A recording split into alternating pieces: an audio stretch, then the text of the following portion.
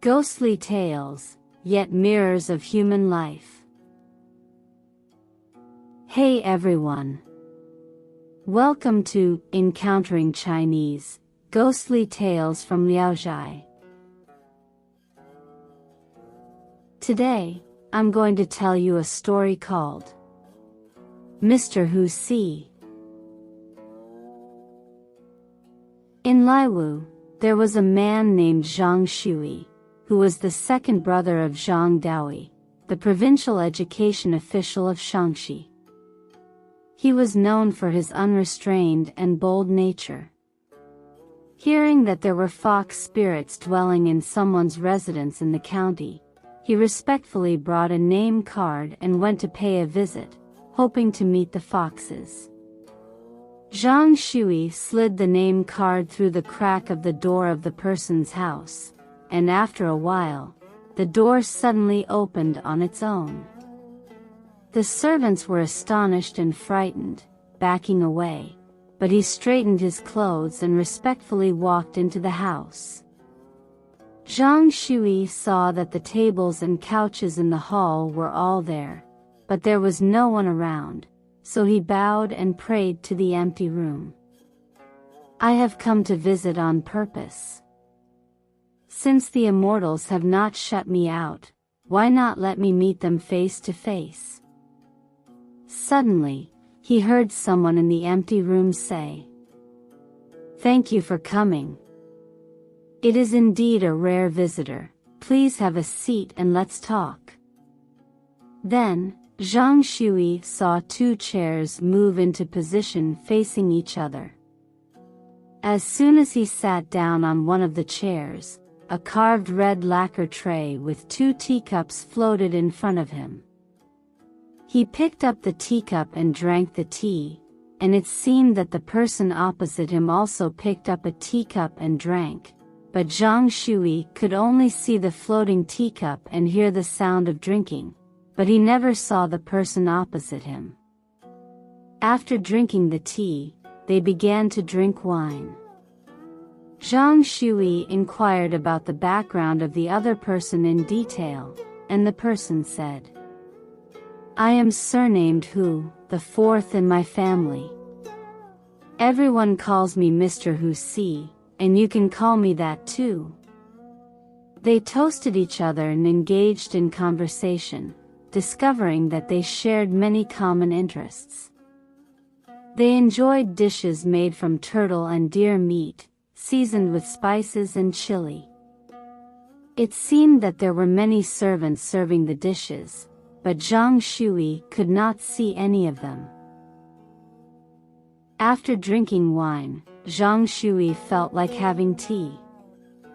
As soon as he thought about it, fragrant tea appeared in front of him.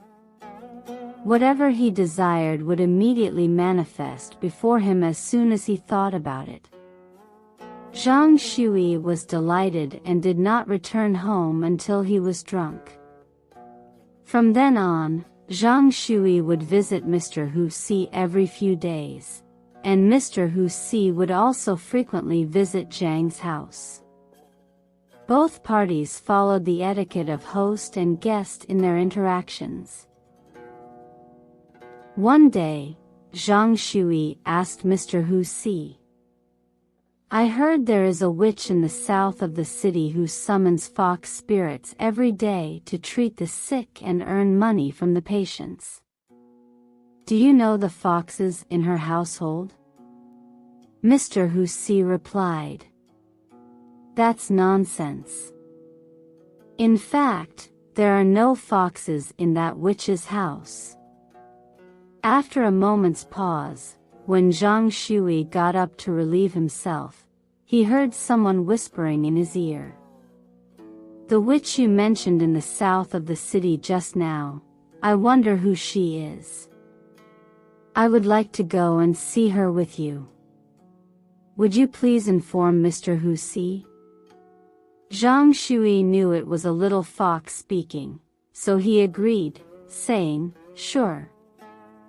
He then asked Mr. Hu Si at the table, I would like to take 1 or 2 of your servants to investigate the situation of that witch.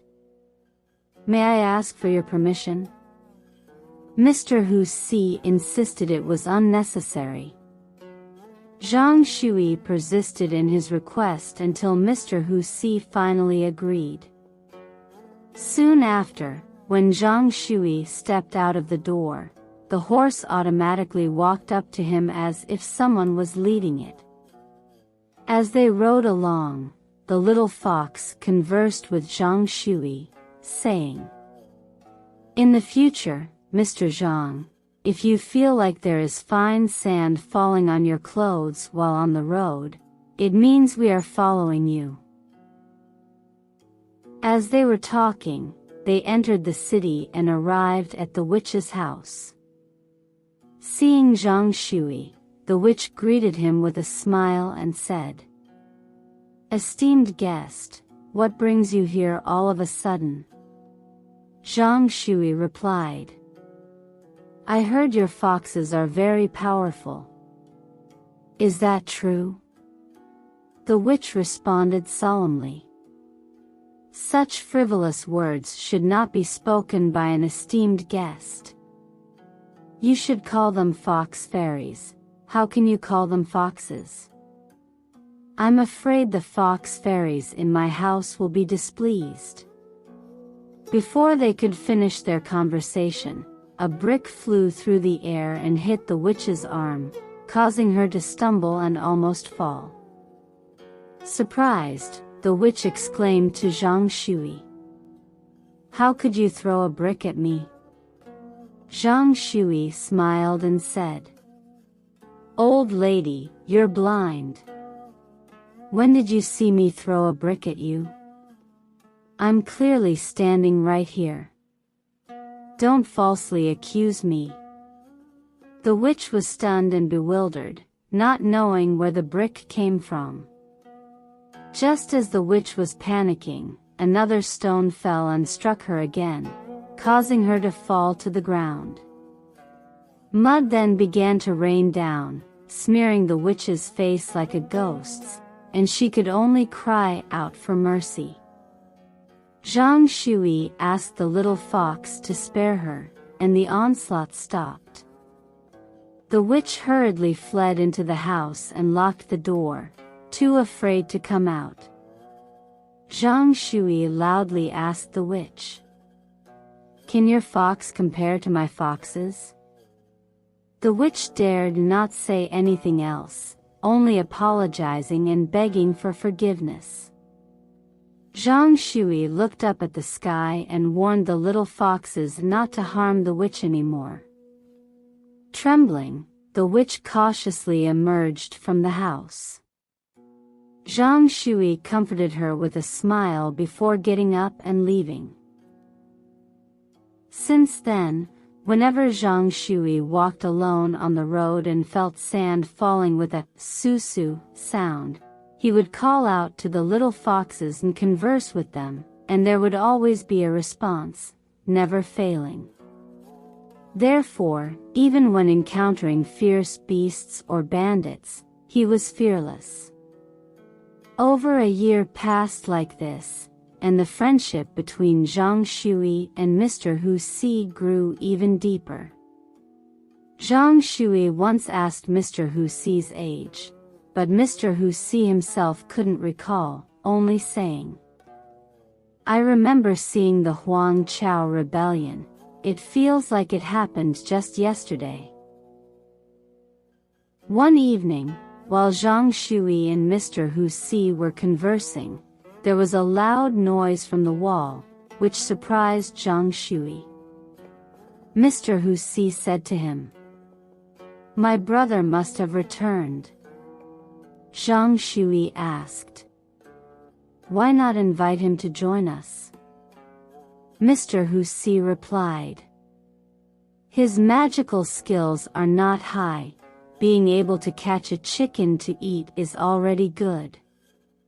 Zhang Shui then said to Mr. Hu Si, "Our friendship is as strong as ours, but not being able to meet you in person is a regret." Mr. Hu Si continued. As long as the friendship is strong, why must we meet in person?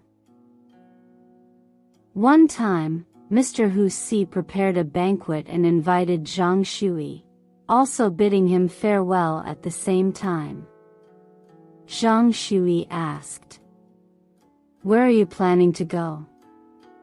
Mr. Hu Si replied, "Brother, I was born in the central part of Shaanxi, and now I am preparing to return to my hometown. I know you have always regretted not being able to converse with me face to face. Now, let me introduce myself to you truly, this friend whom you have been associating with for years, so that we can recognize each other again in the future." Zhang Shui looked around but saw nothing.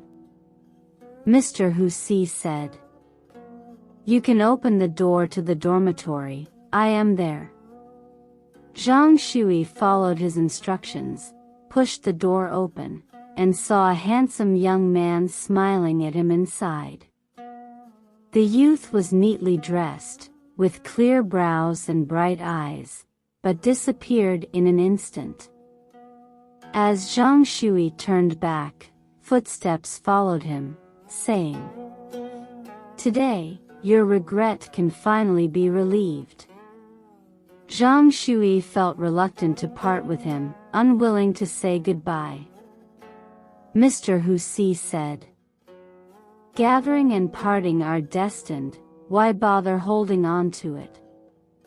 So, they set up a banquet and began to drink and chat.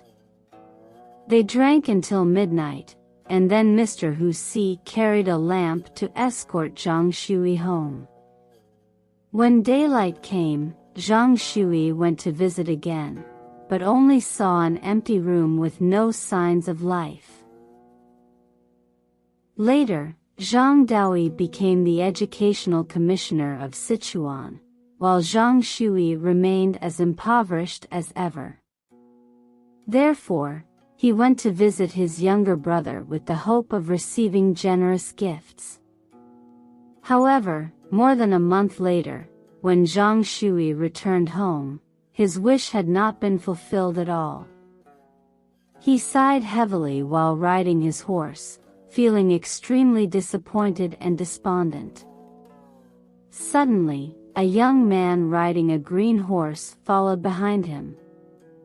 Zhang Shui turned his head and saw the youth dressed in a light fur coat, looking quite wealthy. The youth's demeanor was elegant, and he engaged Zhang Shui in conversation. Sensing Zhang Shui's unhappiness, the youth asked what was wrong, so Zhang Shui sighed and explained his reasons. The youth offered words of comfort. As they walked together for more than a mile, they reached a fork in the road. The youth bid farewell, saying, "There is someone up ahead who will give you something, a gift from your old friend. Please accept it." Zhang Shui was puzzled but wanted to ask more questions, yet the youth rode off without another word. Zhang Shui continued for another 2 or 3 miles until he encountered an old servant holding a small bamboo box. The servant approached him and said, "Mr. Hu Si sent me to give this to you." Zhang Shui suddenly understood everything. He took the bamboo box, opened it, and found it filled with silver. But when he looked up to thank the old servant, the servant had disappeared without a trace. Alright. That's all for today's ghostly tale. Mr. Hu Si. If you enjoyed it, please give it a thumbs up and subscribe. Please also encourage everyone to comment and share more. We'll see you in the next episode.